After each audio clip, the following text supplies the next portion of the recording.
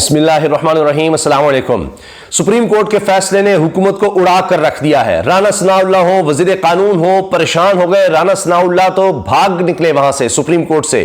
Supreme court نے فیصلہ سنا دیا ہے کہ الیکشن ہو کے رہیں گے۔ پاکستان کی تاریخ میں اس طرح کا دباؤ نہیں دیکھا گیا، کبھی کسی چیف جسٹس پر، کبھی سپریم کورٹ پر، جس طرح کا حکومت نے ڈالا۔ راتوں کو بیٹھ بیٹھ کر اجلاس کیے، مسلسل کابینہ کے اجلاس کیے، سپریم کورٹ پر حملہ آور رہے، لیکن supreme court, chief justice of Pakistan کو سلام ہے کہ وہ ڈٹے رہے اور حکومت کو عبرتناک شکست ہوئی ہے۔ کتنی خوفناک شکست تھی، آپ یہی دیکھیے کہ وزراء کس طرح سے نکلے ہیں وہاں سے۔ سپریم کورٹ نے اپنے فیصلے میں ایک ایک چیز واضح کر دی ہے۔ یہ بہت اہم بات ہے، یہ صرف یہ فیصلہ نہیں ہے کہ الیکشن ہر صورت میں ہوں گے۔ سپریم کورٹ نے باقاعدہ تاریخ کے ساتھ ساتھ بتا دیا ہے، راستہ بتا دیا ہے، یہ بھی بتا دیا ہے کہ اگر اس پر عمل نہ ہوا تو کیا ہوگا۔ الیکشن کمیشن پہ واضح کر دیا ہے۔ الیکشن کمیشن کا پنجاب اور خیبر پختونخوا میں 8 اکتوبر کو الیکشن کروانے کا فیصلہ یا 6 مہینے پوسٹ پون کرنے کا فیصلہ، آگے جانے کا، الیکشن منسوخ کرنے کا فیصلہ کالعدم قرار دے دیا ہے، غلط قرار دے دیا ہے۔ 14 مئی کو پنجاب میں الیکشنز کروانے کا حکم دے دیا ہے سپریم کورٹ آف پاکستان نے۔ اس سے پہلے 30 اپریل کا خود فیصلہ کیا تھا الیکشن کمیشن نے مشاورت سے صدر پاکستان کے ساتھ مل کر۔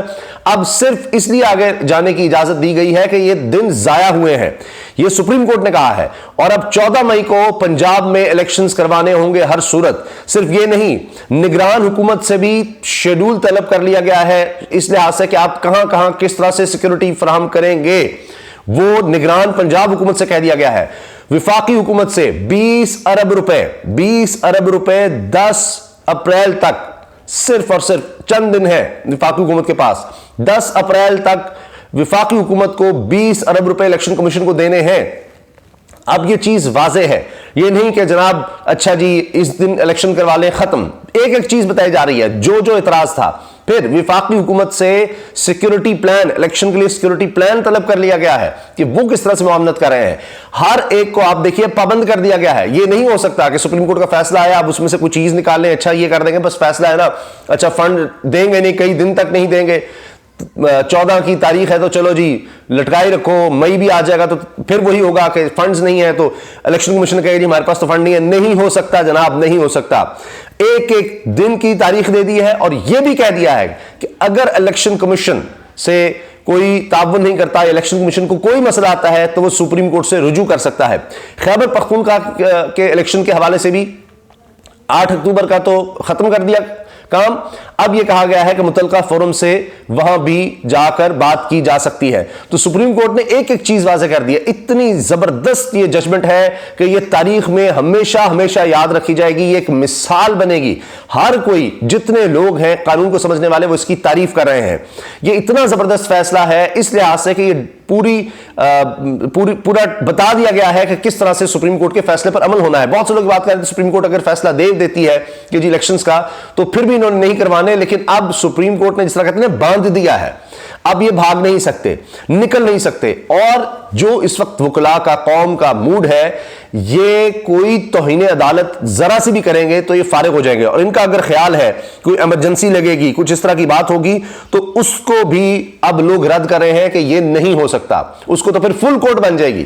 یہ جو خیال ہے نا ان کا کہ ایمرجنسی لگا دیں گے، پھر واقعی فل کورٹ بنے گی اور پھر دیکھیے گا کیا ہوتا ہے۔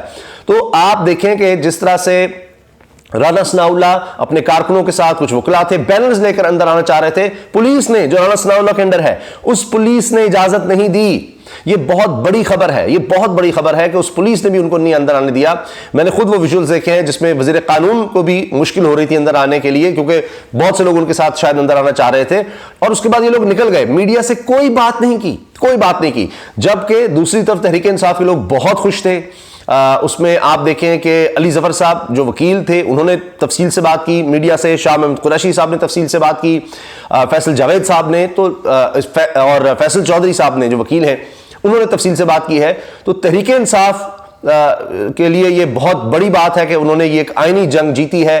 اب مسئلہ یہ کر لیا تھا حکومت نے کہ حکومت، پی ڈی ایم، یہ 13 جماعتیں جو خود کو بہت طاقتور سمجھتی تھیں، انہوں نے اپنے آپ کو آئین کے خلاف کھڑا کر لیا تھا، سپریم کورٹ کے خلاف کھڑا کر لیا تھا، وکلاء کے خلاف کھڑا کر لیا تھا، عوام کے خلاف کھڑا کر لیا تھا، ان کے ووٹ کے حق کے خلاف۔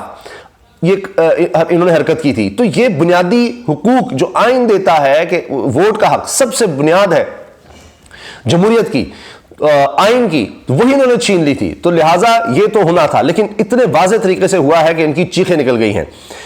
اب اس میں جو باتیں کی گئی ہیں آپ سنیں تو آپ بھی داد دیں گے چیف جسٹس آف پاکستان کو, دیگر معزز جج صاحبان کو, کہ کس زبردست طریقے سے انہوں نے فیصلہ دیا ہے. چیف سیکرٹری پنجاب, آئی جی پنجاب 10 اپریل تک پلان دیں. 10 اپریل تک انہوں نے پلان دے دینا ہے. حکومت پنجاب آئینی ذمہ داری نبھانے کے لیے بھرپور تعاون کرے. خیبر پختونخوا میں انتخابات تاخیر پر الیکشن کمیشن فیصلہ کرے. اب یعنی یہ جو 8 اکتوبر والا یہ نہیں ہوگا, اب کوئی نئی تاریخ دے, اس پر فیصلہ کرے فوری سپریم کورٹ. عدالت نے حکم دیا ہے کہ جو بھی فنڈز چاہیے حکومت وہ الیکشن کمیشن کو فراہم کرنے کی پابند ہے, اور حکومت نے فنڈز کی فراہمی میں تاخیر کی تو الیکشن کمیشن دوبارہ سپریم کورٹ رپورٹ کرے, اور عدالت پھر حکم کی نافرمانی کرنے والوں کے خلاف کارروائی کرے گی. جو خلاف ورزی کرے گا اس کے خلاف کارروائی ہوگی. نگران حکومت, آئی جی پولیس اور وفاق کو بھی حکم دیا گیا ہے, سب کو نگران حکومت کو, آئی جی پنجاب کو, وفاق کو بھی حکم دیا گیا ہے جہاں بھی سیکیورٹی اہلکاروں کی ضرورت ہو وہاں مہیا کیے جائیں. وہ پابندیں کر دی ہیں, اب نہیں کہہ سکتے جی سیکیورٹی نہیں, آپ نے دینی ہے, ہر صورت دینی ہے.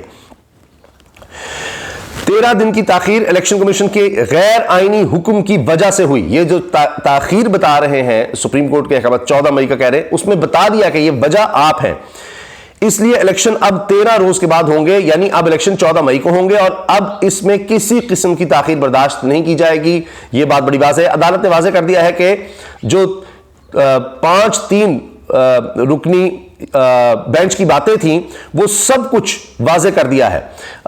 بینچ 5 رکنی ہی تھا جس کا پہلے فیصلہ آیا تھا الیکشنز کے حوالے سے, اور کہ جی صدر تاریخ دیں, ادھر گورنر تاریخ دیں خیبر پختونخوا میں, جس کے حوالے سے پھر تاریخ آ گئی تھی پنجاب میں تو کم از کم, اور اس کے بعد پھر شیڈول بھی الیکشن کمیشن نے اناؤنس کر دیا تھا, پھر اچانک پھر گیا, وہ سارا کچھ ہوا.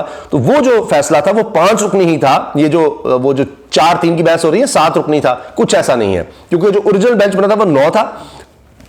یہ تو آئینی ماہرین کہہ رہے ہیں یا تو آپ 9 کو کنسیڈر کریں گے, کیونکہ جو پھر اس کا فیصلہ آیا تھا 9 رکنی کا, اس میں 9 کے 9 جس کے دستخط تھے کہ چیف جسٹس اب ایک نیا بینچ بنائے. پھر چیف جسٹس نے وہ 9 کے فیصلے کے مطابق نیا بینچ بنایا تھا جو کہ 5 رکنی تھا. تو یہ نہیں کہ اس 9 میں سے 2 تو ہٹ گئے تھے جن پر کہہ رہے تھے جی اعتراض بھی ہے, تو باقی جو 2 تھے وہ وہیں تھے, تو انہوں نے جو کہا کہ جی یہ سو موٹو نہیں بنتا وہ بھی مانا جائے گا, تو وہ 2 کو ساتھ ملائیں آپ. تو پھر جناب یہ آگے جو 5 رکنی بنا تھا تو لہٰذا وہ ان 5 کا فیصلہ آیا تھا 3-2 سے الیکشنز کے حق میں, تو لہٰذا جناب وہ 3 نہیں, میجورٹی میں نہیں ہے, پچھلے 2 بھی ساتھ ملائیں, تو جو یہاں سے 2 اختلاف کر رہے تھے وہ ان کے ساتھ مل کر 4-3 ہو جائے گا. تو یہ سب غلط ہے. اس فیصلے میں یہ بھی واضح کر دیا گیا ہے کہ وہ 5 رکنی ہی بینچ تھا, کوئی 7 رکنی بینچ نہیں تھا. جو اعتزاز صاحب کہتے ہیں کہ کیا کوئی کسی نے پوری پروسیڈنگز میں کبھی کسی اور کو دیکھا ہے 5 ججز کے علاوہ, کیا وہ کچھ جنات آ کر بیٹھ گئے تھے؟ یہ اعتزاز صاحب کے الفاظ ہے. تو لہٰذا 5 رکنی بینچ تھا جس کا فیصلہ تھا, تو وہ بحث بھی ختم کر دیا کہ وہ 3-2 کا ہی ہے اور اس پر عمل درآمد ہوگا. فیصلے میں یہ بھی واضح کیا گیا جو فیصلہ جسٹس قاضی فائزہ نے کیا اس کا موجودہ فیصلے سے کوئی تعلق نہیں ہے. قاضی فائزہ نے جو دیا تھا فیصلہ وہ حافظ قرآن کے 20 نمبر کا معاملہ, تو اس میں انہوں نے کہہ دیا کہ چیف جسٹس سو موٹو نہیں لے سکتے, کیونکہ یہ ساری پروسیڈنگ الیکشن کے حوالے سے سو موٹو تھی. تو اب اس کا بھی حوالہ دے دیا گیا ہے کہ اس کا کوئی اثر نہیں, وہ 2 ججز کے فیصلے کا کوئی اثر نہیں ہوگا. اور اسی حوالے سے رجسٹرار والا جو معاملہ ہے اس پر ہم آگے بات کریں گے کہ وہ جس طرح سے ہٹائے گئے, رات کی تاریکی میں سارا کچھ کیا گیا بڑی تیزی سے, قاضی فائزہ صاحب نے جو لیٹر لکھا اس پر, تو اب اس پر 6 رکنی بینچ بن گیا ہے. اس حوالے سے 6 رکنی بینچ, اور مزے کی بات یہ ہے کہ اس کا جو نوٹیفکیشن آیا 6 رکنی بینچ کا جس کی سربراہی جسٹس اعجاز الاحسن صاحب کر رہے ہیں, 2 بجے اس کی سماعت کا کہا گیا, اس پر ہم آگے ویڈیو بنائیں گے جب میں بنا رہا ہوں. تو اس میں جو نوٹیفکیشن ہے اس میں سیکرٹری جو رجسٹرار ہیں سپریم کورٹ کے وہ وہی ہیں جن کے سائن ہیں, جن کا نام لکھا ہوا ہے علی صاحب جو پہلے ہی ہیں. تو یعنی ابھی وہ نہیں ہٹائے گئے چیف جسٹس, اس کا مطلب ہے اس پر بھی سٹینڈ لے گئے ہیں. اچھا, اب اس کے ساتھ ساتھ جناب یہ بتایا جا رہا ہے سپریم کورٹ بینچ کے خلاف لکھے نعروں والے بینرز کی مسلم لیگ نون کے کارکنان کے ہمراہ وزیر قانون اعظم نذیر تارڑ کی سپریم کورٹ میں داخل ہونے کی کوشش ان کی جانب سے تھی, اس لیے ان کو روک لیا گیا تھا. اعظم نذیر تارڑ کو یہ سپریم کورٹ کے خلاف بینرز لے کر آپ اندر آنا چاہ رہے ہیں, یہ نہیں ہو سکتا. ان کے ساتھ جو لوگ تھے.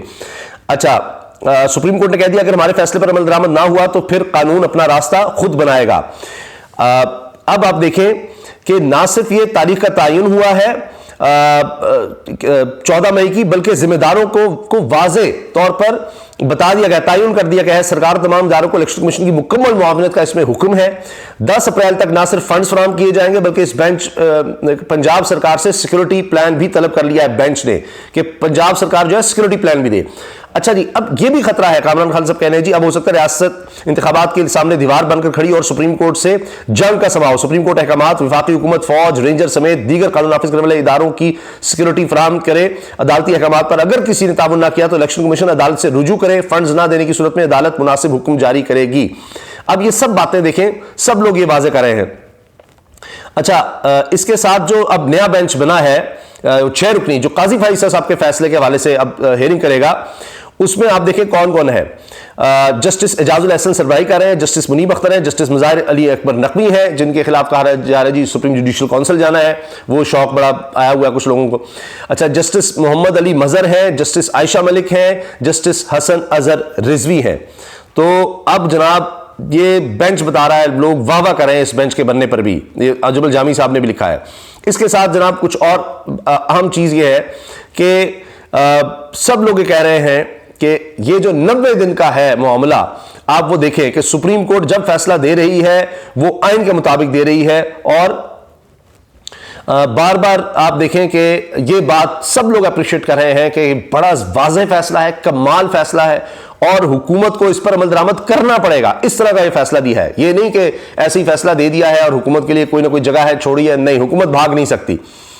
اب الیکشن کی تاخیر کا اس میں کوئی راستہ نہیں چھوڑا، جو کچھ سپریم کورٹ نے لکھ دیا ہے، اور پھر چیف جسٹس نے فیصلہ پڑھ کر سنایا ہے وہاں پر، اسی لیے جناب اور بجلیاں گری ہیں کہ یہ تو جناب نظر آ رہا ہے کہ چیف جسٹس ڈٹ گئے ہیں وہاں پر، خود بیٹھ کر فیصلہ سنانے کا مطلب یہ ہوتا ہے کہ آپ ہوتا نا کہ جی بعد میں فیصلہ سنا دے گا کہ نہیں یہ ہے ہمارا فیصلہ، اور خود وہاں پر سنا رہے ہیں۔ تو ہر طرف سے اب جناب اپریسیشن ہو رہی ہے، پی ڈی ایم کی چھٹی ہو گئی ہے، برا حال ہے جناب اس وقت ان کا، رو رہے ہیں، پریشان ہیں، اتنا بھی نہیں کر سکے کہ میڈیا سے بات ہی کر لیں۔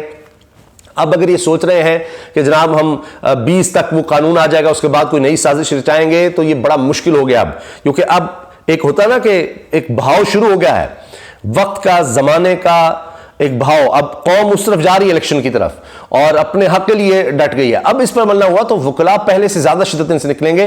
اگر کسی کو یقین نہیں آتا تو صرف آپ جذبات دیکھ لیں جناب اعتزاز احسن صاحب کے، وکلاء کے، تو پھر کیا ہوگا۔ سپریم کورٹ کے بھی احکامات واضح ہیں اور یہ تاریخی فیصلہ ہے، ہمیشہ ہمیشہ کے لیے کہا جا رہا ہے کہ چیف جسٹس کو یاد رکھا جائے گا، ان کے اس فیصلے کو یاد رکھا جائے گا، سپریم کورٹ کے ججز کو یاد رکھا جائے گا۔ انہوں نے نظریہ ضرورت کو دفن کر دیا ہے، نہیں چلنے دیا نظریہ ضرورت، نہیں آئین ٹوٹنے دیا، نہیں آئین معطل ہونے دیا، سیسا پلائی دیوار بن گئے اور قوم ان کے ساتھ کھڑی ہو گئی۔ اور اب آپ دیکھیں کہ پی ڈی ایم نے یہ اپنے لیے ہمیشہ کے لیے تاریخ میں بدنامی اپنے لیے لکھ لی ہے کہ انہوں نے یہ آئین توڑنے کی کوشش کی تھی اور آئین معطل کیا تھا، یہ چھینا تھا حق لوگوں سے ووٹ کا، اور پھر ان کو منہ کی کھانی پڑی تھی۔ یہ ہمیشہ کے لیے اب یاد رکھا جائے گا۔ اجازت دیجیے، اللہ حافظ۔